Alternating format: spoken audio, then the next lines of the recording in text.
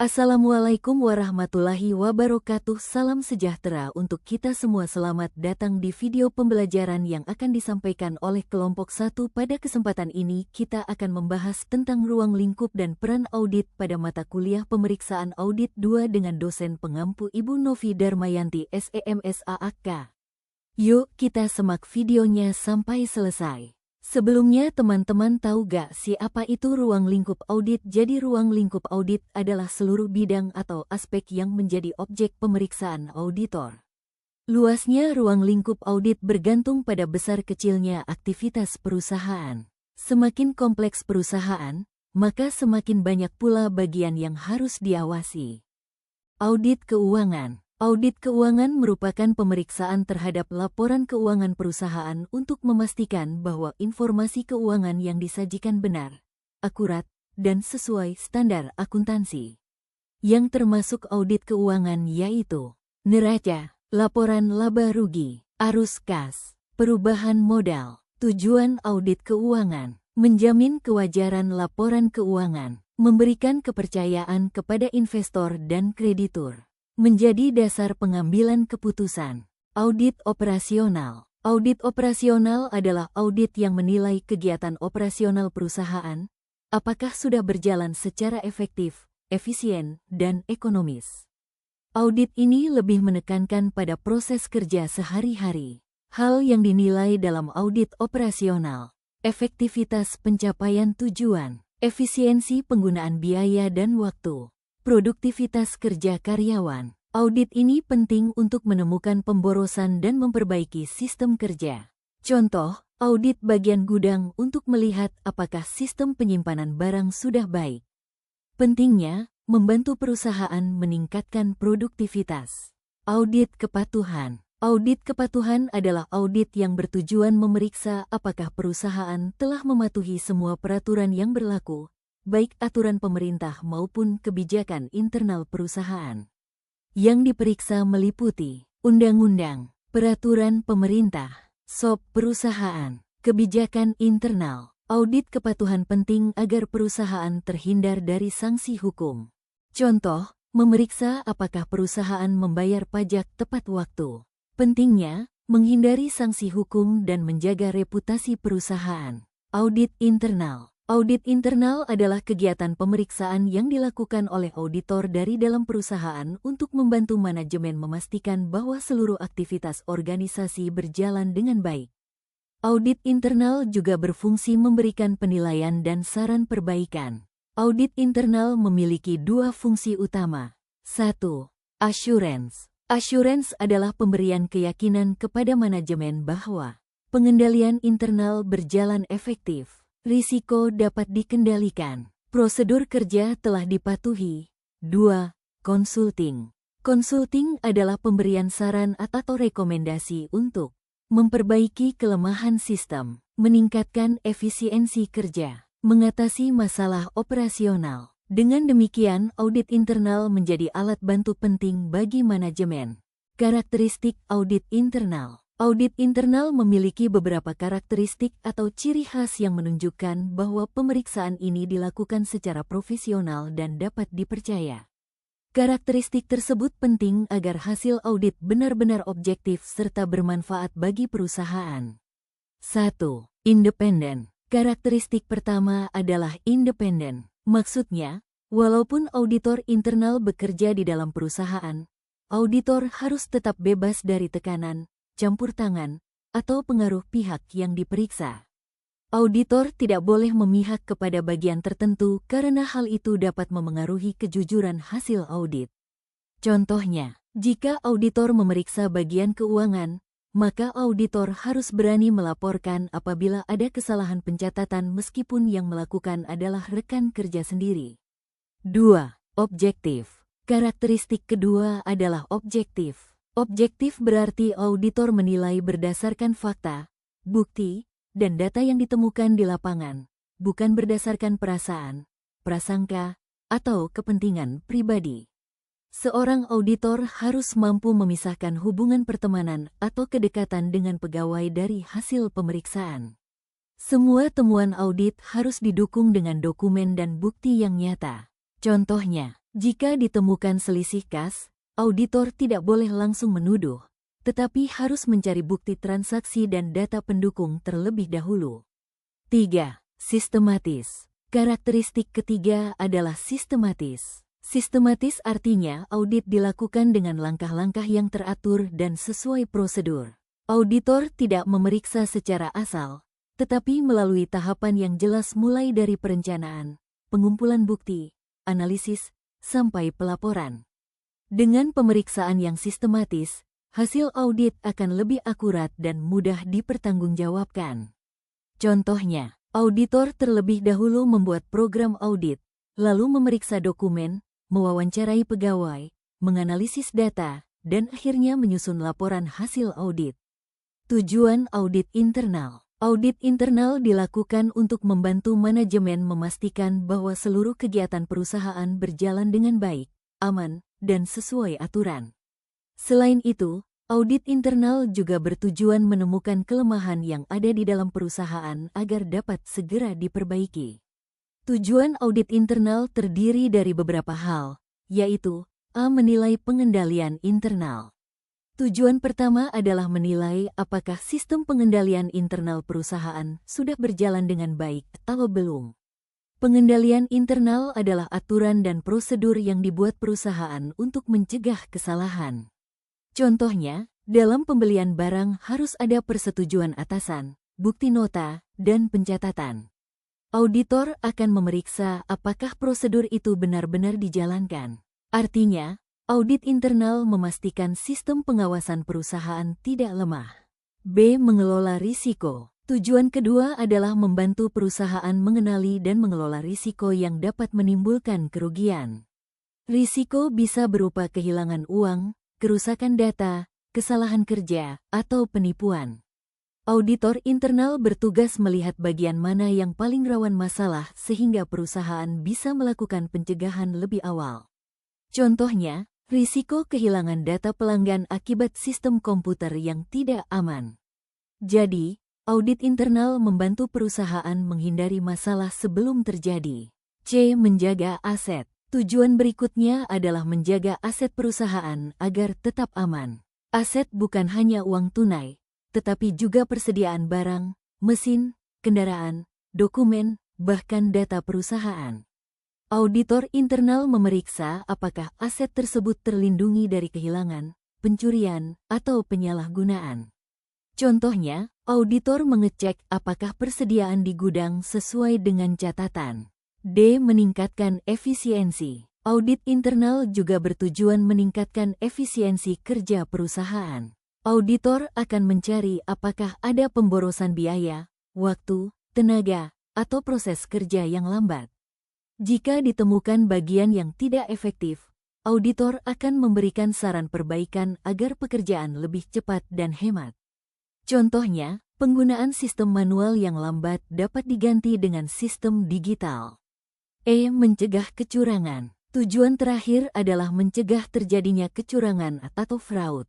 Dengan adanya pengawasan rutin, pegawai akan lebih berhati-hati karena mengetahui bahwa setiap kegiatan diperiksa.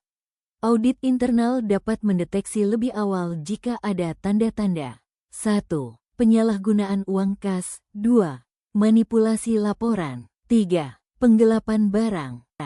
Auditor zaman dahulu hanya dianggap sebagai orang yang memeriksa pembukuan perusahaan. Namun, seiring berkembangnya perusahaan, bertambahnya risiko bisnis, dan kemajuan teknologi, tugas auditor juga ikut berkembang menjadi lebih luas dan lebih penting. Auditor sekarang bukan hanya mencari kesalahan, tetapi juga membantu perusahaan mengendalikan risiko, memperbaiki sistem, dan menjaga keamanan data. Perkembangan profesi audit dapat dilihat melalui beberapa tahap berikut. 1. Era tradisional. Era tradisional adalah tahap awal perkembangan profesi audit. Pada masa ini auditor hanya berfokus pada pemeriksaan laporan keuangan dan pencatatan transaksi. Pemeriksaan dilakukan secara manual dengan melihat buku besar, nota, kwitansi, dan dokumen keuangan lainnya. Pada era ini auditor bertugas 1. Memeriksa apakah pencatatan sudah benar. 2. Menemukan kesalahan perhitungan. 3. Memastikan tidak ada transaksi yang hilang. Karena sistem perusahaan masih sederhana, auditor lebih banyak bekerja sebagai pemeriksa angka. Contohnya, auditor mengecek satu persatu nota penjualan dengan catatan kas. Jadi, pada era tradisional auditor hanya dikenal sebagai pencari kesalahan keuangan. 2. Era modern. Seiring berkembangnya perusahaan, auditor tidak cukup hanya memeriksa angka-angka. Auditor mulai menyadari bahwa kesalahan bukan hanya berasal dari pencatatan, tetapi juga dari lemahnya sistem pengendalian internal. Pada era modern, auditor mulai menilai: 1. Apakah transaksi mendapat persetujuan? 2. Apakah tugas pegawai sudah dipisah dengan baik? 3. Apakah dokumen disimpan dengan aman? Artinya, auditor mulai melihat bagaimana sistem kerja perusahaan dijalankan. Contohnya, bukan hanya memeriksa uang keluar, tetapi auditor juga memeriksa siapa yang menyetujui pengeluaran itu. Dengan demikian, auditor pada era modern mulai berperan sebagai penilai sistem pengawasan. 3. Era berbasis risiko. Perusahaan yang semakin besar membuat auditor tidak mungkin memeriksa semua hal secara detail. Karena itu muncullah audit berbasis risiko, yaitu auditor memfokuskan pemeriksaan pada bagian yang paling rawan menimbulkan kerugian. Pada era ini, auditor lebih dulu menanyakan, bagian mana yang paling berbahaya bagi perusahaan jika terjadi kesalahan? Contoh risiko yang diperhatikan. 1. Risiko kehilangan kas. 2. Risiko kecurangan pegawai. 3. Risiko kebocoran data pelanggan. 4. Risiko salah input transaksi. Jadi auditor bekerja lebih strategis, yaitu mendahulukan bagian yang risikonya tinggi. Hal ini membuat audit menjadi lebih efektif karena waktu dan tenaga tidak terbuang pada bagian yang risikonya kecil. 4. Era digital. Sekarang profesi audit sudah memasuki era digital. Perusahaan menggunakan komputer, internet, software, dan sistem online sehingga auditor juga harus menyesuaikan cara kerjanya. Pada era digital, auditor menggunakan 1. Software audit untuk memeriksa data lebih cepat. 2. Big data untuk menganalisis transaksi dalam jumlah besar. 3. Artificial intelligence untuk mendeteksi transaksi mencurigakan.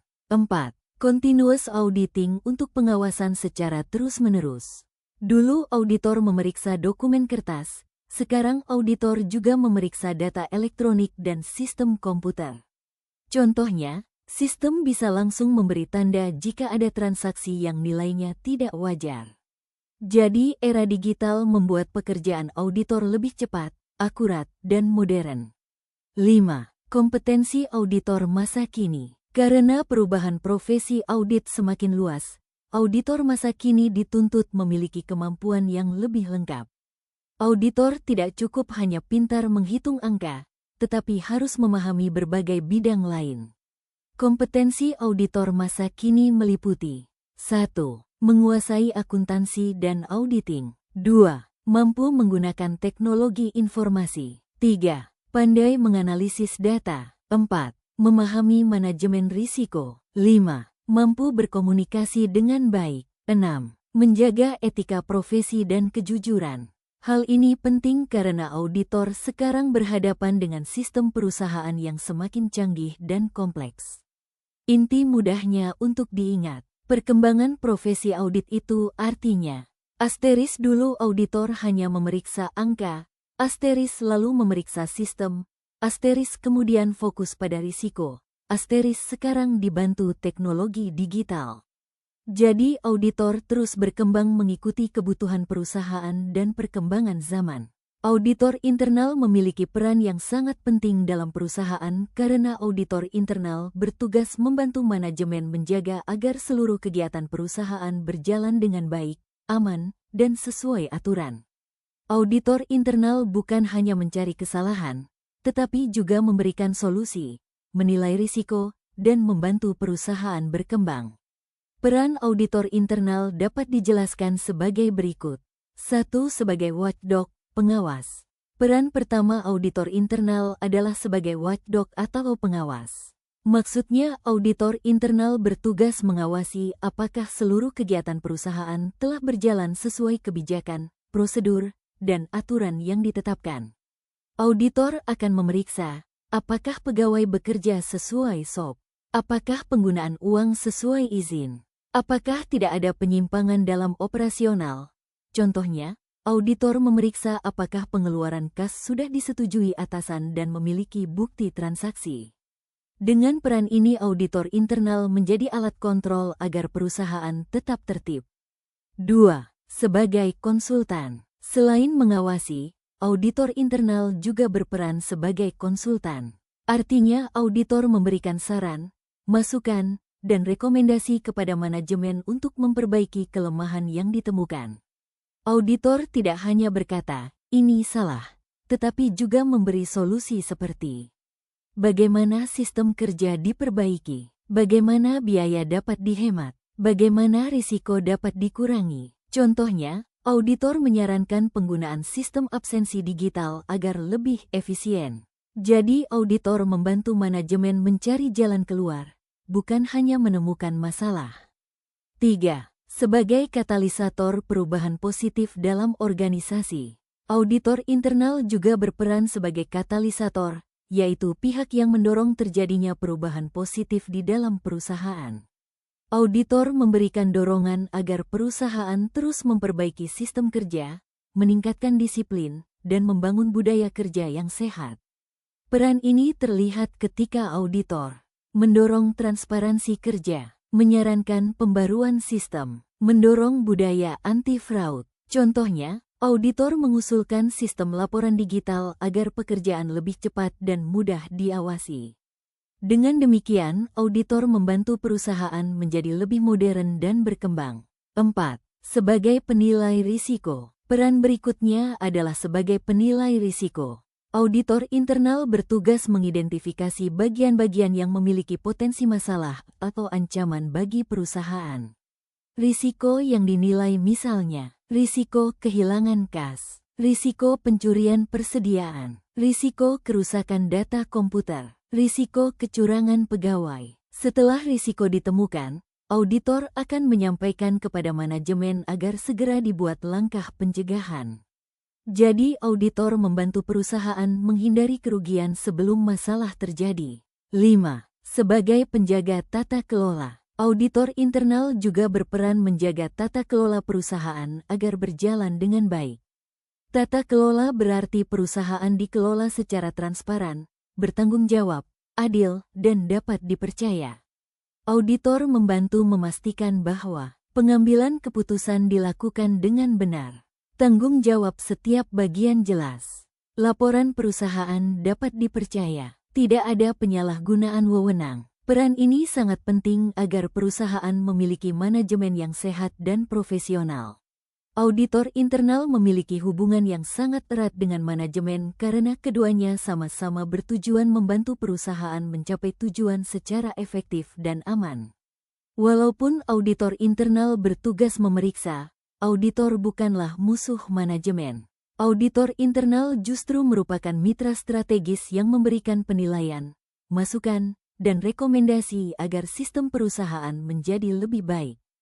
Hubungan ini penting karena tanpa kerjasama yang baik, hasil audit tidak akan bermanfaat bagi perusahaan. 1. Manajemen menjalankan operasional perusahaan. Manajemen adalah pihak yang bertanggung jawab menjalankan seluruh kegiatan perusahaan sehari-hari, seperti mengatur keuangan perusahaan, mengelola karyawan, menjalankan pembelian dan penjualan, mengambil keputusan bisnis. Artinya manajemen adalah pelaksana utama aktivitas perusahaan. 2. Auditor internal menilai operasional perusahaan. Berbeda dengan manajemen, auditor internal tidak menjalankan kegiatan operasional, tetapi menilai apakah kegiatan tersebut sudah berjalan dengan baik atau belum. Auditor internal memeriksa apakah prosedur sudah dipatuhi, apakah ada kelemahan sistem, apakah ada risiko kerugian, apakah penggunaan aset sudah aman. Jadi, auditor berfungsi sebagai pihak evaluasi dan pengawas. 3. Auditor internal menjadi mitra strategis. Auditor internal disebut mitra strategis karena hasil audit memberikan manfaat besar bagi manajemen. Temuan auditor dapat digunakan manajemen untuk mengetahui kekurangan perusahaan dan segera melakukan perbaikan. Manfaat bagi manajemen yaitu mendapat bahan evaluasi, mengetahui kelemahan sistem kerja, mendapat rekomendasi perbaikan, membantu pengambilan keputusan. Dengan begitu auditor membantu manajemen agar perusahaan lebih efektif. 4.